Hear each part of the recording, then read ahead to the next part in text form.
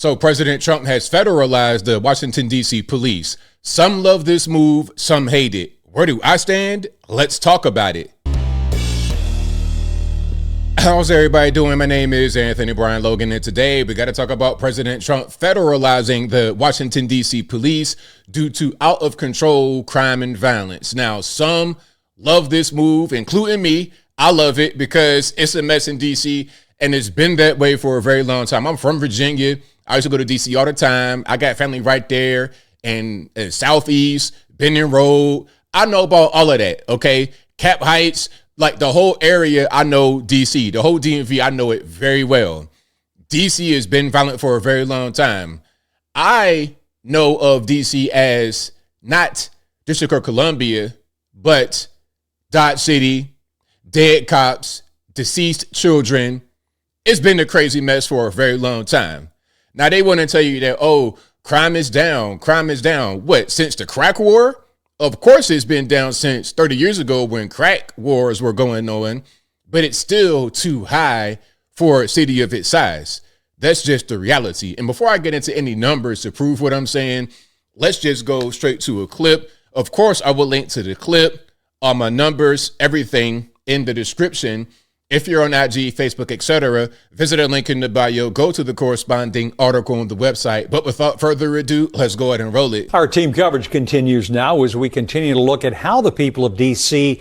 are responding to today's big developments from the White House. That's right. News 4's Amy Cho is live in DuPont Circle tonight. So, Amy, we know demonstrators are gathering there tonight, but not everyone is against this move. Tell us about the people who are actually supporting this change. Yeah, Sean, that's right. We've heard a variety of reactions today to the announcement from the White House. Some people expressing anger, but others expressing happiness and saying they were frustrated with crime. As far as the situation we are at right now, this is a protest against the Trump administration that just got underway a few minutes ago here at DuPont Circle. You could hear those chants from protesters saying Trump must go now and holding up signs that say the same. This is the second such protest we've seen today, with folks saying they do not want the federal government to take over the D.C. Police Department. But again, other district residents have told us they are happy with what's going on, saying they're fed up with feeling unsafe in their home city, and they welcome the Trump administration taking over D.C. Police. Now, before we go any further, Trump does have the authority to do this under the D.C. Home Rule Act of 1973, because before then, D.C.'s always had mayors, but they were appointed by the federal government. It wasn't until 1974 when they got their very first mayor elected by the people of D.C. Now, although they have a lot of authority over themselves, a lot of control over themselves, ultimately, D.C. is still the District of Columbia, a federal district controlled by the federal government. But I digress.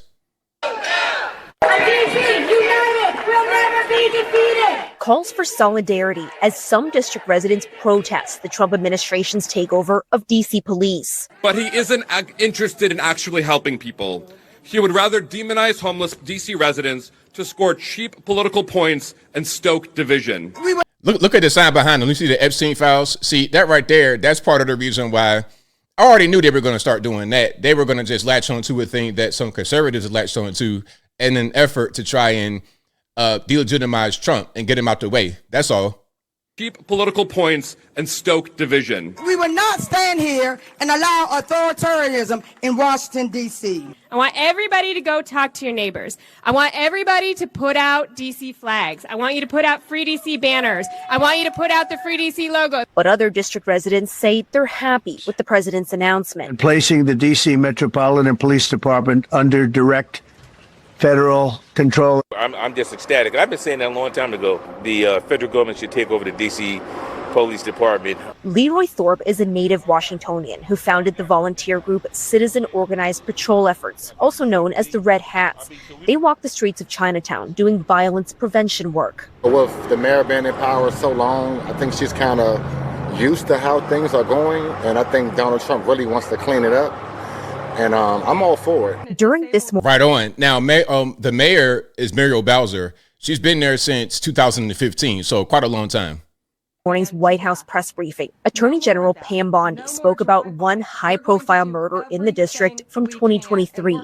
That was the case of Reggie Brown, an elderly man with cancer who was beaten and killed on Georgia Avenue by 5 teenage girls, ages 12 to 15. Social media messages revealed in court indicated they did it because they were bored. No more crime rampant in our beautiful capital. No more teenage girls beating a disabled man to death. Pam Bondi, I just want to correct you right quick. DC is not a beautiful place.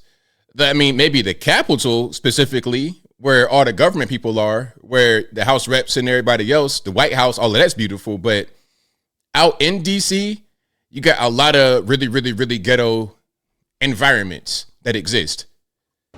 No more of that. Brown's sister Nazia. Man, look at this. Look at this. That does not look like Capitol Hill, does it? Tells News 4 she was glad to see her brother's case got the Trump administration's attention. I was very happy to hear that. Very happy. He's trying to make a change. He's trying to do something about it and make the city safer. Nazia says she wants to see harsher punishments for juveniles who commit murder. Right now, they can only be held until they turn 21. However, she does not like the idea of the National Guard being called in and worries about police brutality. I'm definitely 100% against that. You know what? Can I say something real quick about police brutality? Sometimes it's necessary because those they're being brutal against are usually the troublemakers. And once you eliminate the troublemakers, then you have a safer place. So I'm all for it under certain circumstances.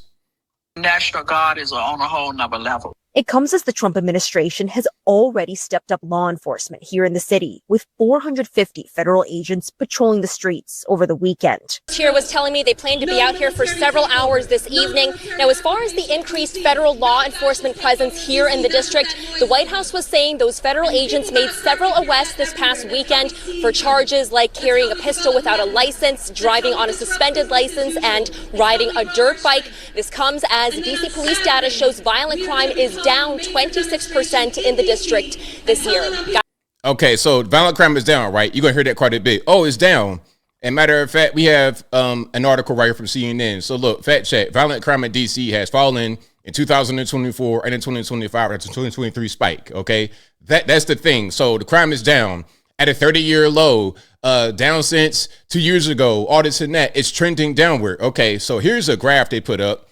Violent crimes per 100,000 people in Washington, D.C. So you can see 2012, 2010, it was kind of up there.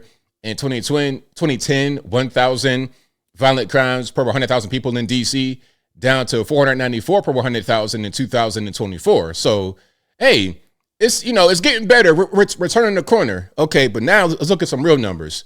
Okay, now I searched this to get the 30-year picture because some say, well, we're at a 30-year low. Okay, well, the 1995 number, you see how high that is? 360 homicides. Okay, 360 homicides, almost 400 in 1996, because this is right around crack war time. So, of course, it's going to be elevated levels of crime. Okay, and then it starts to go down after they lock all the crack guys up. Get them guys football numbers in the penitentiary, making big rocks to little. You see it goes down from 360, 397, 301, 260, 241. So it's still high.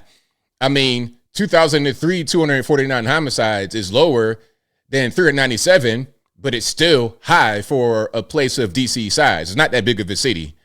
It's not that big at all. Okay, what makes DC big is the metro, not necessarily the district itself. This is just for DC. Let's be clear.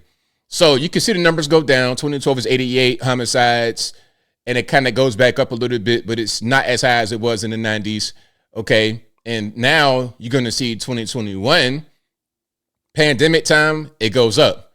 2022, you got 203. 2023, you got 274 homicides. So now we're going back to the 90s. Now we're going back to early 2000s, the 90s. Now we're going back to that time. Okay, so yes, the numbers are down. Look, 2024, 187, and 2025 is 100 year to date, which is on pace for about 150. So that's lower than 2021 and 1996, but it's much higher than some of the other years, 2011, 2012, etc. At the end of the day, the crime and violence in DC is still very high. It's still out of control. And to say, oh, it's better than it was during the crack war. Oh, it's better than the last year. That's just cope.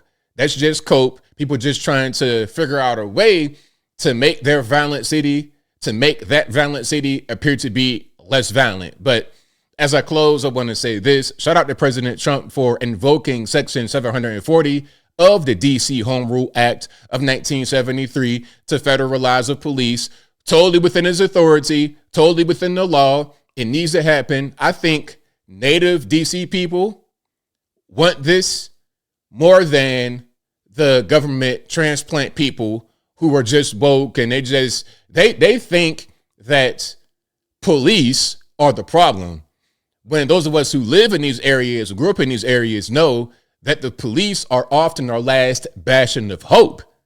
But I think I'll leave that right there for now. And what say you? What's your opinion about President Trump federalizing the Washington, D.C. police? Is it a good idea, bad idea? Whatever your thoughts are, let me know in the comments below. You guys know where I'm at. This is 100% the correct thing to do. Shout out to Trump for doing it. Hey, you know what? I like people that want to fight crime. I like those who want to make things safer for people, for the human beings that live there, make life easier, make life safer. I don't see what's wrong with that. But whatever your thoughts are, please let me know in the comments below. And that's all I got to say for this video. If you like what you heard, please comment, rate, share, and subscribe. Peace.